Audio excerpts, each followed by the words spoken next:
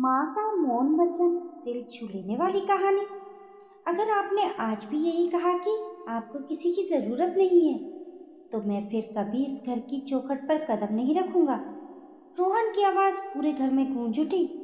बरामदे की पुरानी दीवारों से टकराकर उसकी बात जैसे कई बार लौट आई। सामने चारपाई पर बैठी शारदा देवी ने धीरे से अपना चश्मा उतारा और आंचल से आंखें पोंछ ली।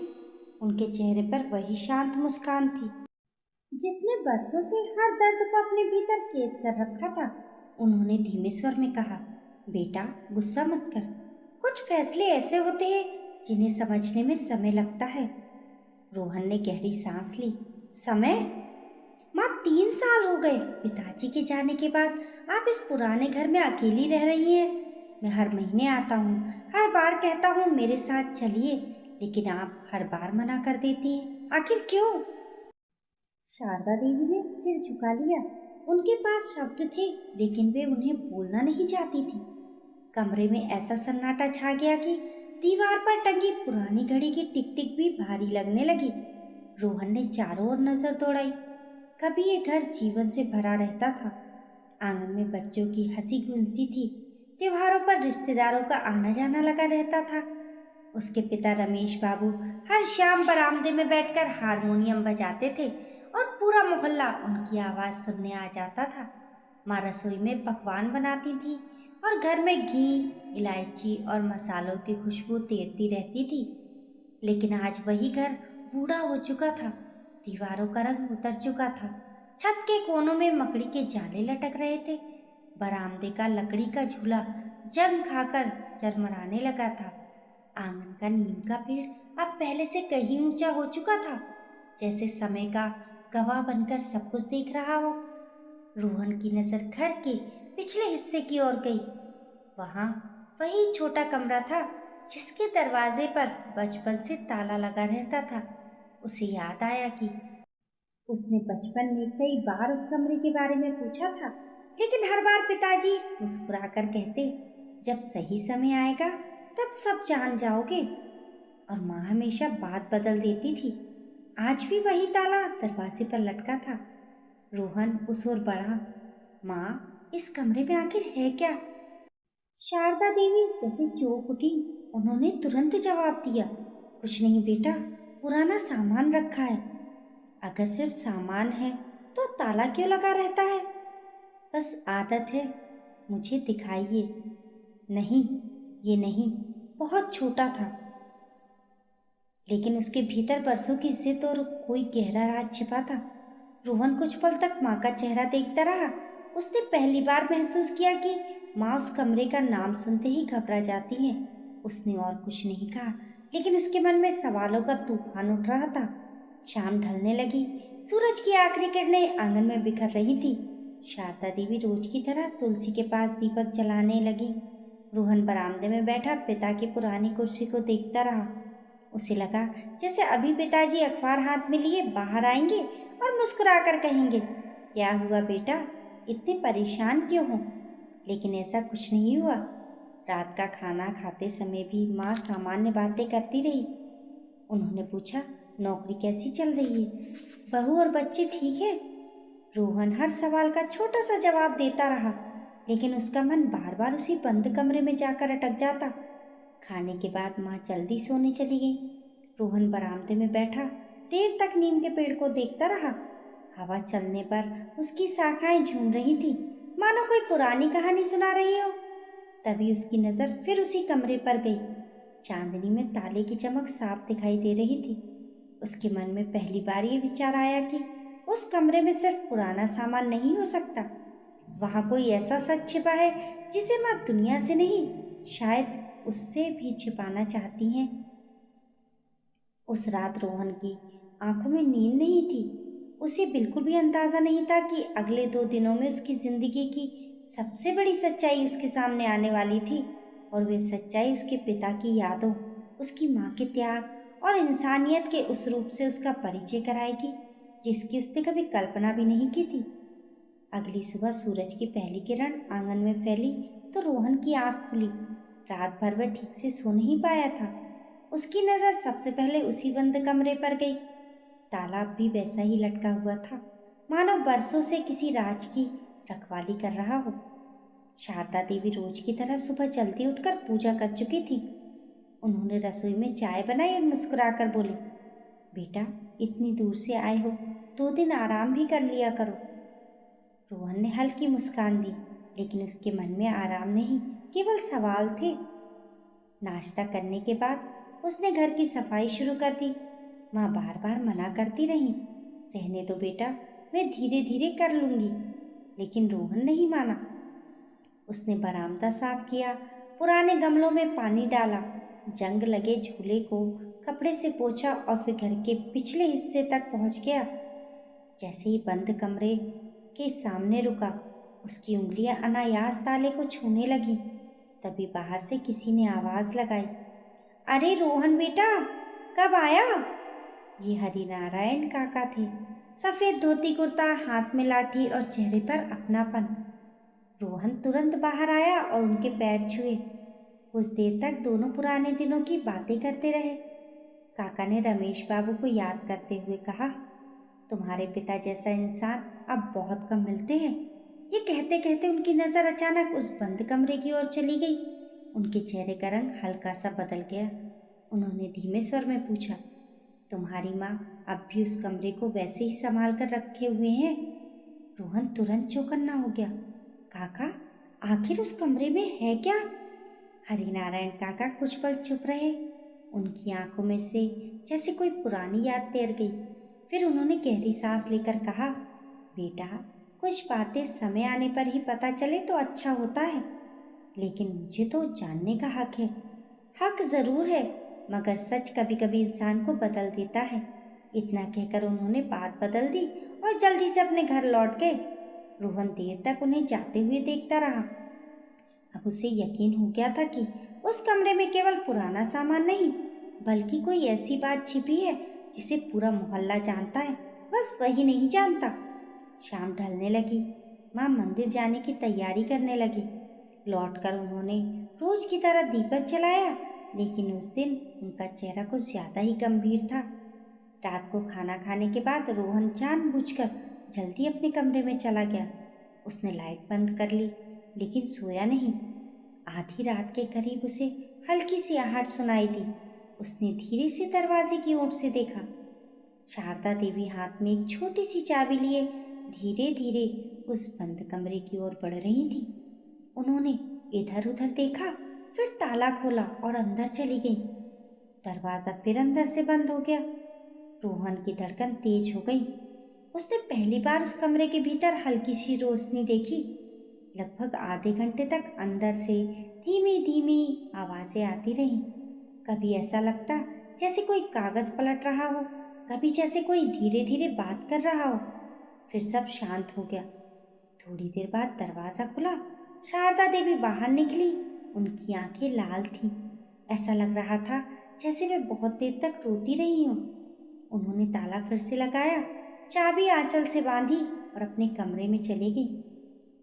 रोहन सारी रात करवटें बदलता रहा।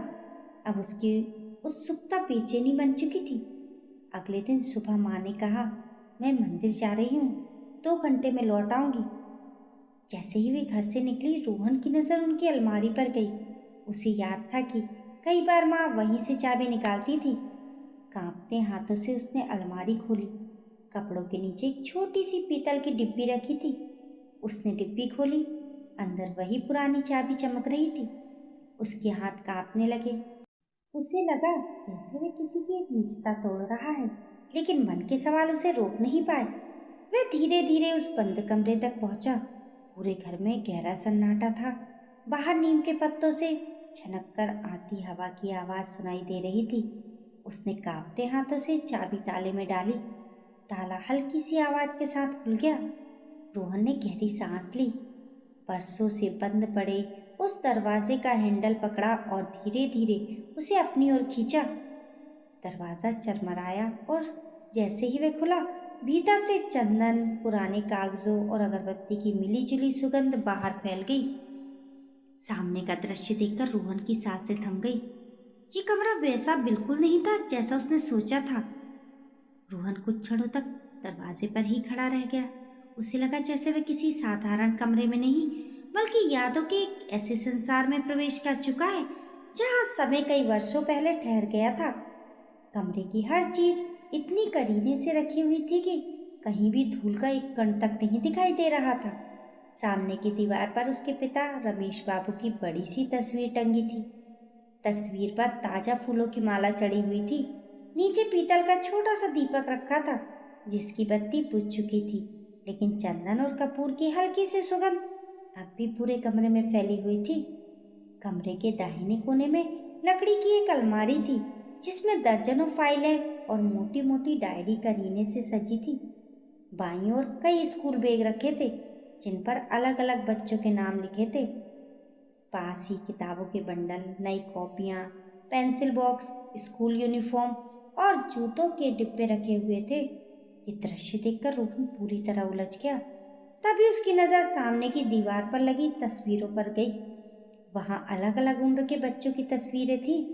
किसी ने स्कूल ड्रेस पहन रखी थी, कोई मेडल लिए मुस्कुरा रहा था, कोई कॉलेज की डिग्री हाथ में लेकर खड़ा था।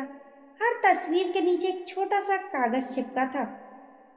10वीं में प्रथम स्थान, नर्स बनी, इंजीनियरिंग कॉलेज में प्रवेश, सरकारी शिक्षक नियुक्त, MBBS में चयन।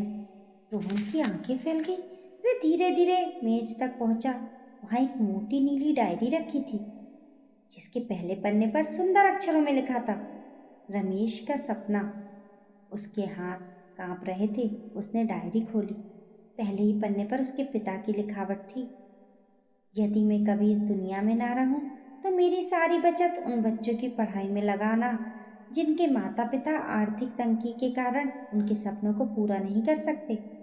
किसी को मेरा नाम मत बताना। सच्ची मदद वही होती है जो बिना पहचान के की जाए। ये पढ़ते ही रोहन की धड़कन तेज हो गई। उसने अगला पन्ना पलटा। वहाँ एक बच्चे का नाम लिखा था, साथ में उसकी फीस की रसीद लगी थी। अगले पन्ने पर किसी बच्ची की किताबों की सूची थी, फिर किसी अनाथ बच्चे की हॉस्टल फीस का हिसाब।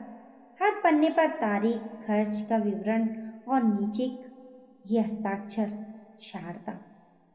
रोहन एक एक पन्ना पढ़ता गया और उसकी आंखों से आंसू लगातार गिरते रहे।